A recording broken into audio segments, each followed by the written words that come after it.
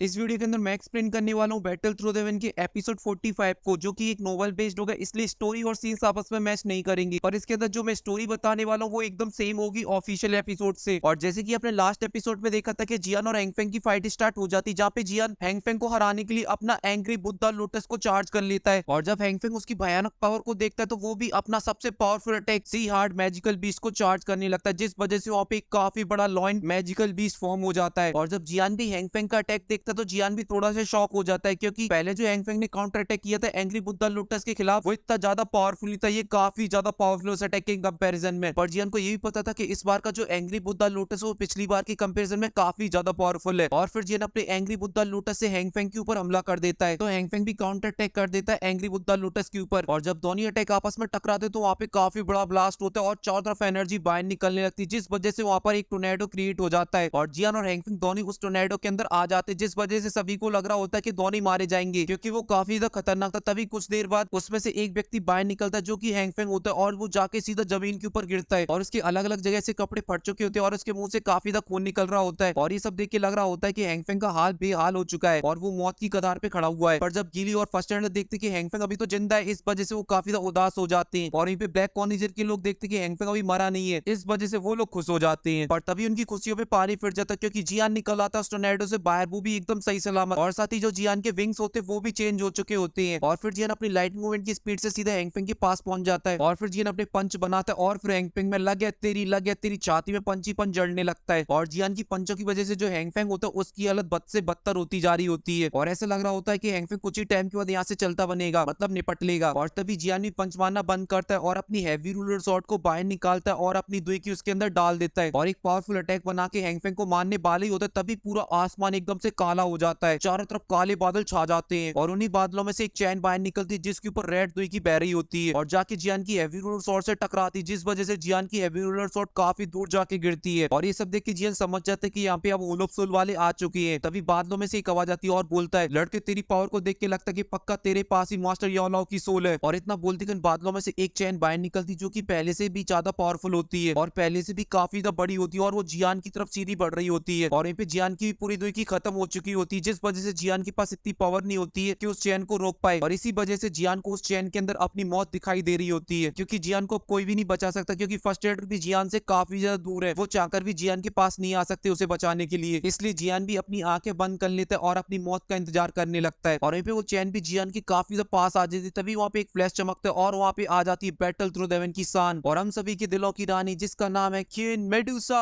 और वो उस चैन को पकड़ लेती जो कि जियान के बिल्कुल ऑलमोस्ट टच करने वाली होती है। और अगर क्वीन मेडुसा सही टाइम पे नहीं आती तो जियान को वहीं पे काम तमाम। और वहीं पे जियान अपनी आंख बंद करे हुए इंतजार कर रहा होता है कि अब मरूंगा, पर कुछ भी ना फील होने की वजह से जियान अपनी धीरे से आंखें खोलता है और देखता है चैन तो उसके सामने ही है। तभी जियान अपनी नजर थोड़ी सी और आगे ले जाता है, तभी उसे दिखाई देती है वहाँ पे खड़ी हुई क्वीन मेडुसा और उसने उस चैन को पकड़ रखा है। ये देख के जियान को एकदम से धक्का सा लग जाता है, ये मेरी मदद क्यों कर रही है। पर तभी जियान का ठग वाला दिमाग एक्टिवेट हो जाता है और वो मन मन मुस्कुराने लगता है और बोलता है, लगता है कि मैंने वो कांड कर दिया, इस वजह से क्वीन मेडुसा मेरे प्यार में गिर गई है और इसीलिए वो अपनी मोहब्बत को मनने नहीं दे सकती है। और पे क्वीन मेडुसा भी जियान को मन मन मुस्कुराती हुई और जियान की हरकतें देखते हुए समझ जाती है कि जियान के दिमाग में क्या चल रहा है, और इसीलिए क्वीन मेडुसा का दिमाग सटक जाता है और वो जियान में धर देती है, जिस वजह से जियान सीधा जमीन पे जाके गिरता है। और क्वीन मेडुसा ने जियान के ऊपर कोई बड़ा सा अटैक नहीं किया था, उसने सिर्फ नॉर्मल से धक्का दिया था। वो तो जियान पूरी तरीके से एडजस्ट हो चुका है, इस वजह से क्वीन मेडुसा का धक्का भी उसको बहुत भारी पड़ जाता है। और जियान लड़खड़ाता हुआ खड़ा होता है और बोलता है, मैं एक नंबर का बेवकूफ, मैंने सोच भी कैसे लिया इस औरत को किसी के लिए फीलिंग्स भी हो सकती है, क्योंकि ये तो एक नंबर की चुड़ैल है जिसे सिर्फ लोगों को मान नहीं आता है, इसलिए इससे प्यार की उम्मीद रखना ही बेवकूफी है। और ये सब सोच के जियान को काफी तेज गुस्सा आ रहा होता है। तभी जियान को डला हुआ दिखाई दे जाता है हैंगफेंग, तो जियान और भी गुस्से में आ जाता है और हैंगफेंग को घूरने लगता है और क्वीन मेडुसा ये सब देख लेती है। इस वजह से क्वीन मेडुसा सीधा हैंगफेंग में किक जड़ देती है, जिस वजह से जो हैंगफेंग होता है तो वो काफी दूर उड़ता हुआ जाता है और एक सीधा दीवार से जाके टकराता है, जिस वजह से पूरी दीवार टूट जाती है और हैंगफेंग की जो हड्डियां होती है वो भी पूरी तरीके से टूट जाती हैं। और इसी वजह से जो हैंगफेंग होता है उसका काम खत्म, टाटा बाय बाय फिनिश। और ये देख के जियान काफी ज्यादा खुश हो जाता है, पर अभी भी उसे क्वीन मेडुसा की बातों और उसकी हरकतों पे काफी ज्यादा गुस्सा आ रहा होता है। इस वजह से वो हैंगफेंग के पास जाता है और उसमें लगे तेरी बजाता है और बोल रहा होता है, जब से तू मेरी लाइफ में आई तब से मेरी लाइफ पूरी जहन्नुम हो चुकी है, कभी भी टपक पड़ती है, हमेशा ऐसा लगता रहता है कि आज मारा